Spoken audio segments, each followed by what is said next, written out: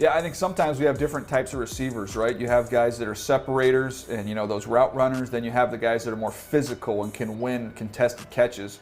I think what makes him pretty unique is he does both. And while he's not 6'4", he's not 225 pounds, he plays big. And he is tough to get on the ground after the catch because of that strength to break tackles, and he can make you miss as well. Just overall, a complete wide receiver. And at the end of the day, I think if you want to go shopping for receivers, Buck, LSU, Alabama, pretty good places to hold up shop there. Yeah, I think those places are outstanding because they produce them. We've seen those guys come from those institutions and have success. So I don't think you can go wrong with an LSU or an Alabama wide receiver. Yeah, we're going to see all these guys go off the board quickly. I can promise you that as we get towards the NFL draft. Well, that was Be Prepared, presented by Castrol Edge. Coming up next, it's time for a tune-up at the Move the Sticks Body Shop. We explain how Jacksonville can become competitive in the AFC South.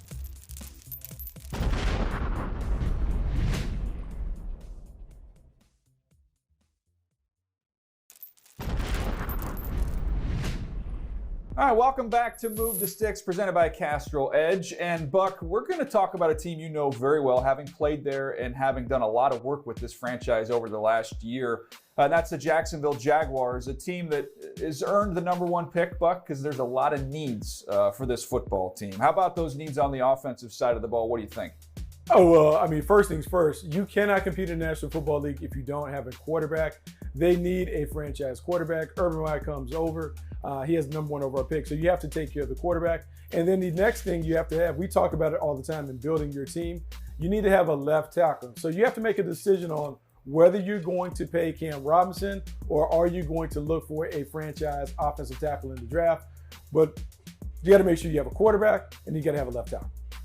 Yeah, it's interesting, though. You have the first overall pick, but you've got a pretty good young running back. You've got some good offensive linemen. You've got some intriguing weapons there on the outside. But, yeah, figuring out the left tackle situation is important. And, obviously, nailing that quarterback position is huge. All right, let's go over to the defensive side of the ball and look at some needs there, which is going to lead us right into our next-gen stat powered by Amazon Web Services. This is a team, Buck, that needs anybody at all that can rush the passer because they allowed a 74.7 completion percentage when a passer was not under pressure. That was the second highest in the NFL. So getting some pass rush, keeping Josh Allen out there on the field, keeping him healthy is going to be a big need for this football team. What are some of the other needs on the defensive side of the ball?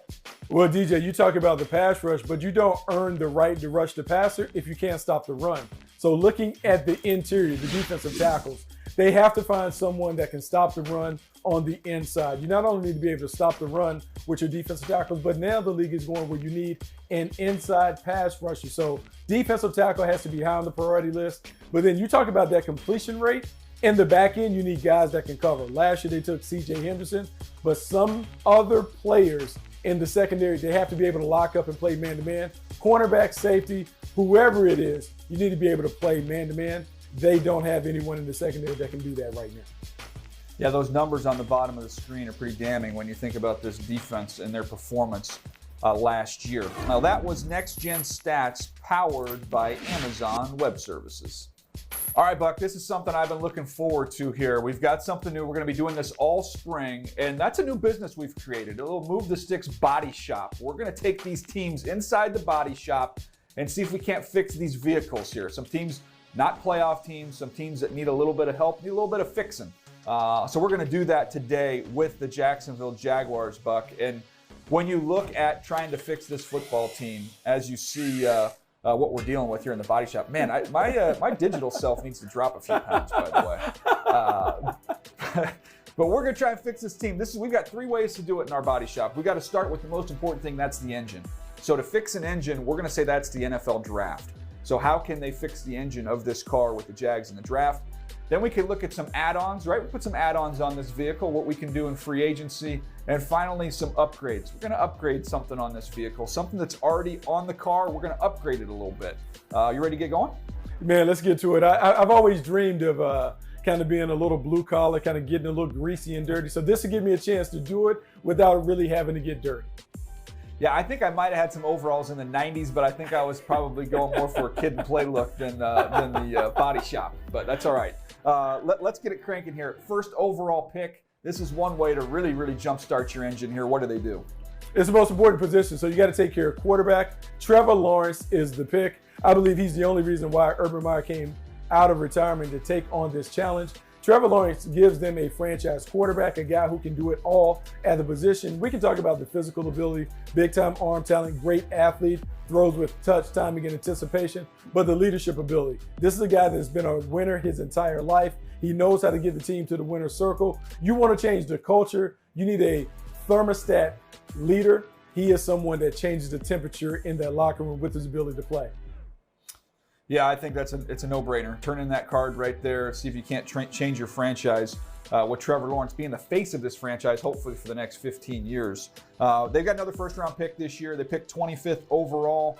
Let me give you a next-gen stat here, Buck. Third most touchdowns allowed on deep balls. So tied for the third most, I should say, on deep balls this last year. You cannot give up that many explosive plays on defense. I think if you can address the pass rush, that can help. But they need to get better on the back end as well. So what do they do at 25?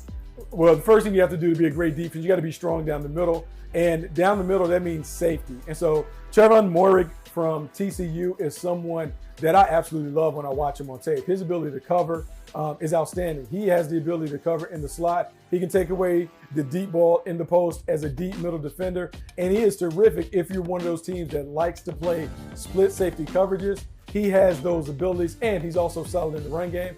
I like him. I think he is the right pick, the right fit for what the Jaguars want to do in the back end.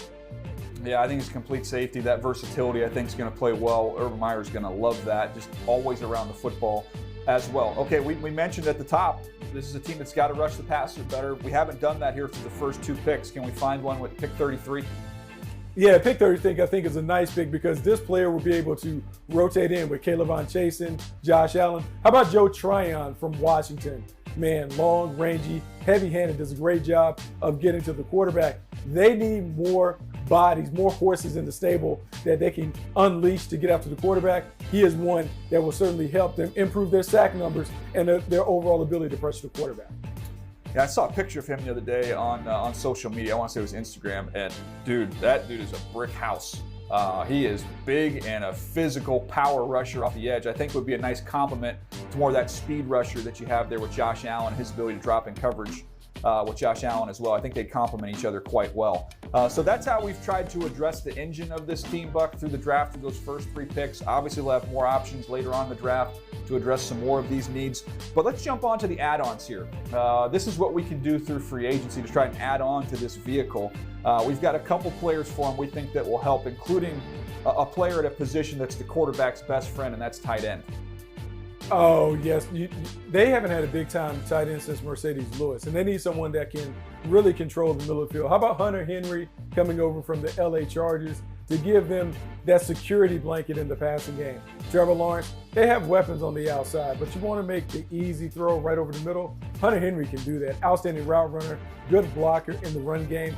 He gives them a veteran presence.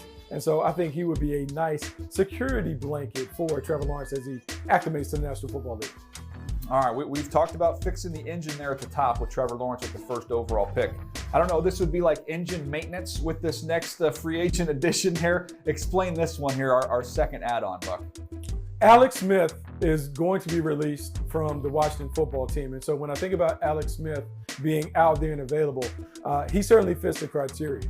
He played for Urban Meyer at the University of Utah. Trent Baalke is familiar with him during their time together with the San Francisco 49ers. And then all of the things that we've heard young quarterbacks talk about, the advice and the mentoring that Alex Smith did for them, first Colin Kaepernick, then Patrick Mahomes. Even the young quarterbacks in the room for the Washington football team raved about Alex Smith. Who better to bring to Jacksonville to help Trevor Lawrence really acclimate to the NFL game than a guy who was a former #1 overall pick, who has been through the ups and downs, who also knows your head coach and the culture that the head coach wants to implement? I think this is a no-brainer. Alex Smith would be a great fit for the Jacksonville Jaguars. Yeah, and Alex Smith might be trying to find his way somewhere where he's guaranteed a starting position. I think if Trevor Lawrence were to show up and show that he's ready to play, Alex Smith would have to be waiting in the wings. But man, if you're the Jags, you want to bring him in and just say, whatever you did with Patrick Mahomes, do that right here with Trevor Lawrence. Whatever that was, we'll take it There you have it. There's some add-ons here. Finally, the last category, we've got an upgrade. We're going to upgrade the vehicle a little bit here with something we already have, and that's Laviska Shenault. I want to give you one more next-gen stat powered by Amazon Web Services here. 6.4 air yards per target for Laviska Shenault last year. That was the fourth lowest among wideouts who had 75-plus targets. Now, he did some really good things with the ball when they got it to him underneath after the catch, his ability to break tackles, make people miss. I love that side of his game, Buck. You can line him up in the backfield. We know that. But this is a guy, you go back to Colorado, he made a lot of plays down the field, 50-50 balls, vertical routes. I didn't think they really incorporated him as much in that area. And I would think going forward with Trevor Lawrence, getting more of a vertical attack, I think Laviska Shenault would be a big part of that. I think he will be a big part of it. If you go back and track Urban Meyer's history, he has always had one of these players in his offense. Going back to Florida, Percy Harvin played in that role. Paris Campbell, Curtis Samuel. Those guys are dynamic playmakers, offensive weapons, guys that you can get the ball to. I think he has to be a more integral part of the game plan. Laviska Shenault should be utilized and really maximized because he does have the ability to put the ball in the bank. He's a special player, man.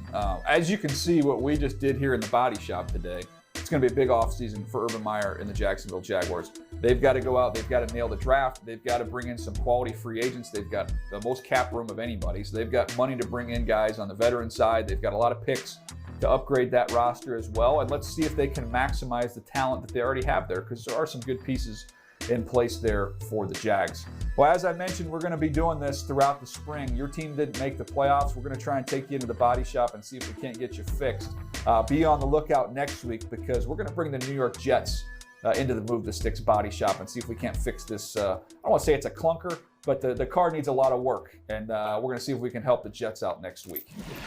There's plenty more Move the Sticks to come. I would say vision is probably one of the most important things as a running back. If you open up the NFL Bible, the first scripture is going to say, where there's no vision, running backs perish. Bears legend Matt Forte explains why one running back prospect has a chance to be special.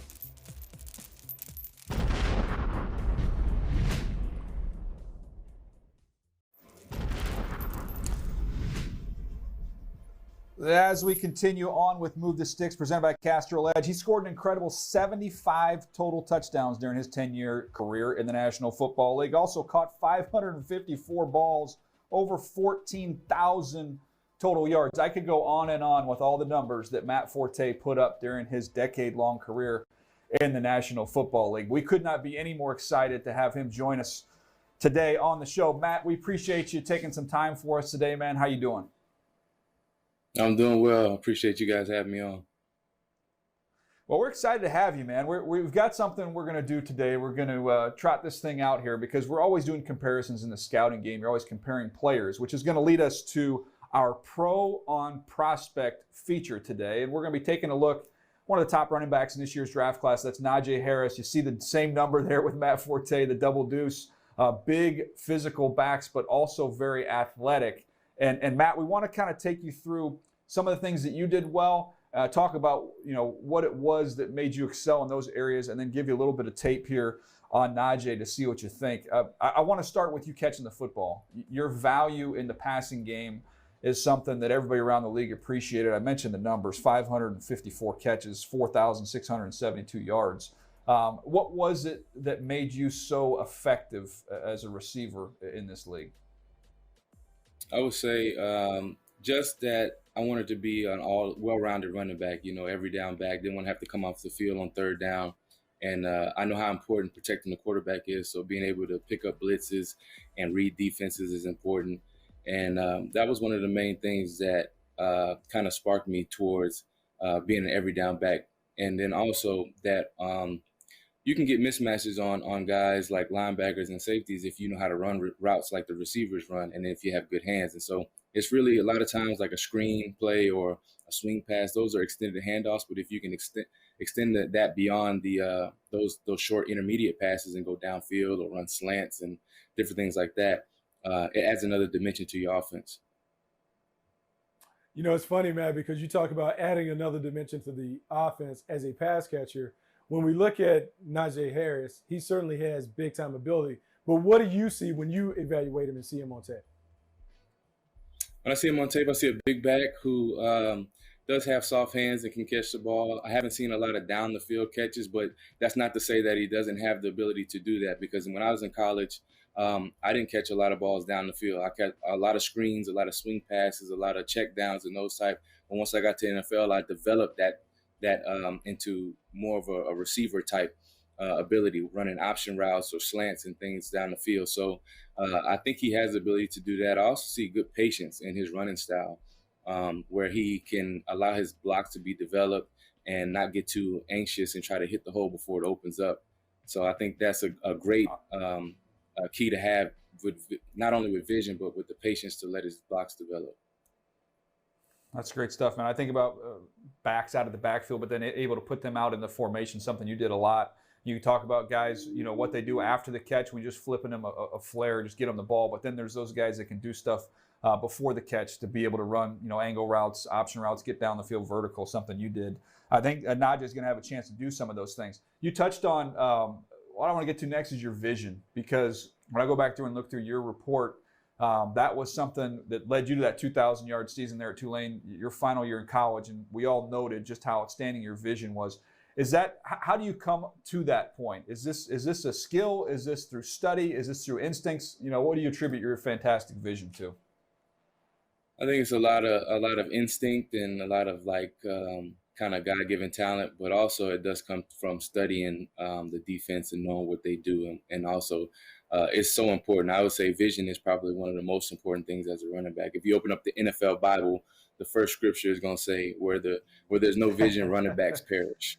And so when you know the defense and what kind of fronts they run, the blitzes and the slants and the stunts, sometimes you can get a key on where you're going to go before the play develops, and then that just adds to you playing faster. And we know how fast the NFL game is compared to the transition out of college. So vision is key, but also not only using the God-given talent to have that vision, but also using your mind where you can study the defense and know what they're going to do.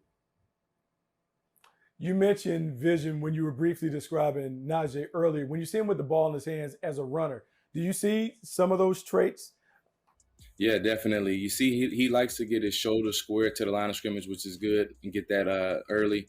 And then when you press the hole, that's the one thing that coaches will always tell you when you come out of high school and you're in college and you're trying to learn how to transition. And then also sometimes guys don't learn it in college because the holes are wide open. But when you get to the NFL, you got to press the hole to make so that your offensive lineman can get to the second level and get on those linebackers. The linebackers are smart. They've seen inside and outside zones their whole career. So if you press the line, sometimes you can make a good cutback run, or you can hit the hole right up the middle. One of the other things you guys share is your physicality. And Matt, when you look at guys with your body types, to be able to play with low pad level can't be easy. But how important was it for you to play with that physical edge as a runner? It's the most important, too, besides vision, I would say, is to, as a tall guy, Najee is 6'2", I'm 6'2" as well. So to be able to keep your pads low, for one, he's a little bit bigger than I was. He's 230. I was about 225. So, you can, punish defenders in the third level. And then also when, the game gets going and you're in the third and fourth quarter and they think you're going to try to run over them, that's when you run by them. So you really can set up a lot of runs to make what looks like a 10, 15-yard gain to be 50 and 60 by doing that. And so this game is physical. It has become more, some people say, like a passing league, but once you get the ball in your hands, you still got to be physical to be able to break tackles. And especially, a guy like Najee with that size, if you're able to make the first guy miss, that's one of the key factors in recruiting a running back that you think can make it at the next level. It's funny because you talk about the physicality. I hear coaches always talk about, as a runner, you either the hammer or you're the nail. When you look at Najee Harris, does he have enough of that physicality to be that fourth quarter beast that teams love to give the ball to? Yeah, if you look at his stats in college, I don't think he averaged under 5 yards a carry. And also he's got good moves. You see the spin move right there. And he's a big guy. And I think he knows that, the good thing about it is that he knows he's a big guy. So when you know that you can use your pass to get extra yards and, run up on corners and force the safeties and cornerbacks to tackle, sometimes those guys, when it gets late in the game, they don't want to do that. So when you can become the hammer for your team, and you got that endurance and the ability to consistently be that. I think he does, and the size and the speed that he has will aid him in being that. Last thing for you on Najee here, as he's getting ready to embark on his journey, coming from a 10-year vet who did it at a very high level. Any piece of advice you'd have for him? Never be satisfied. That's my main advice to a guy like him, is that you can come out, you can have a good season, you could be the league rushing champ one year, and the next year, if you tank it, they're going to say you all beat up. So never be satisfied with just one great season or two great seasons. You got to be consistent over a long period of time. And so if you look at it, most of the guys who've played 10, 12, 14 years, or some of the guys like Frank Gore who's still playing, Adrian Peterson, they've been consistent their entire career. And so that's how you become great. We all know pro days can make or break a prospect, and this year is no exception. Coming up on Move the Sticks, we'll give you 2 players to keep your eyes on as the evaluations begin next week.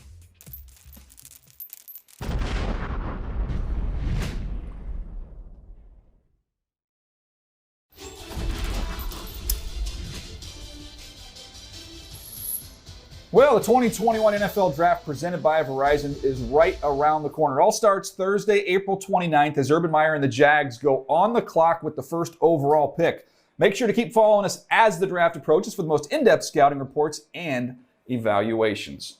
All right, Buck, we are headed into pro day season. No combine this year, so I would say the pro days take on even more significance, where we can finally get some verified numbers on these guys, not just the testing. We don't even know the heights and the weights for the majority of the players in this draft class. So a very important pro day season. Let's talk about a couple players that have a lot riding on it, and let's go with one apiece. Or why don't you start us off?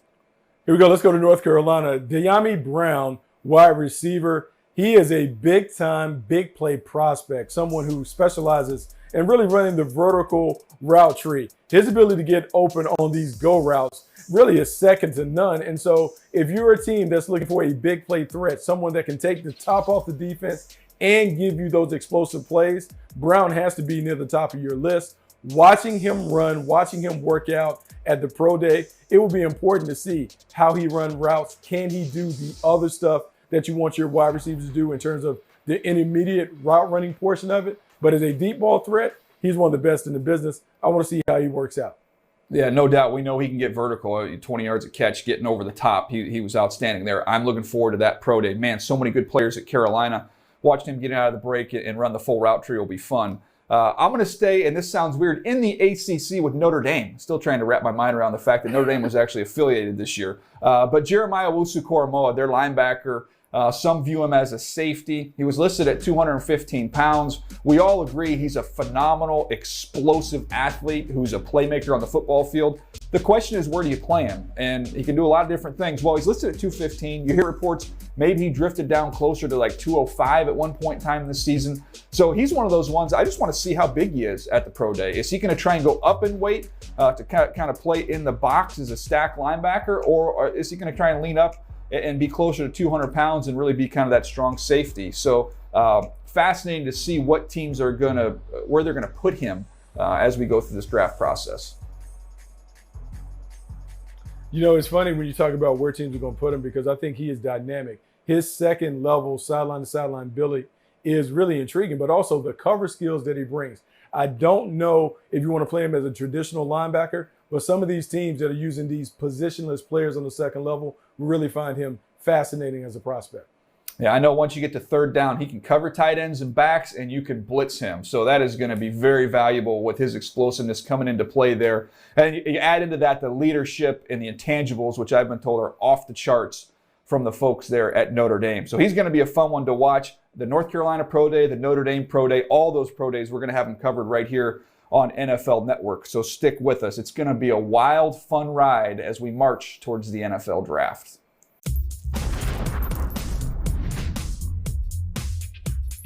Next on Move the Sticks, it's time to answer your questions in our Ask MTS segment, right after the break.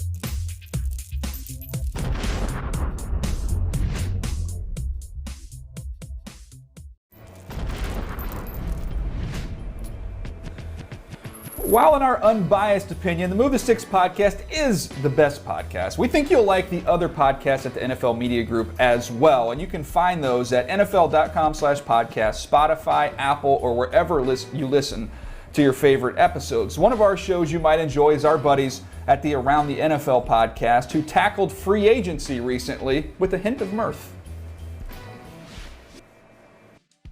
101 is Mitch Trubisky. And I am not a Mitch Trubisky fan, but can you honestly tell me that these men should be separated by 75 plus spots? Or you've been drinking this Winston juice for so long, and now on top of you digging in your heels back with Wes during the times of Mariota Winston back at draft time, now he's got that New Orleans Saints like slickness on him, and you love that too. Like, why? How in the hell is Jameis Winston a top 25 free agent based on the tape he's put out there in his entire NFL career? Come on now. I did put in the intro how I heard Wes's voice often while doing these, and one of it was like, "You got to be kidding me with Jameis Winston." I mean, he would have put him at 75. It's a disgrace. I can definitely still hear Wes's voice fighting that battle with Rosie, no doubt. Be on the lookout, though. Read that. Greg does a great job breaking down those free agents. They do a wonderful job of discussing it there on the Around the NFL pod.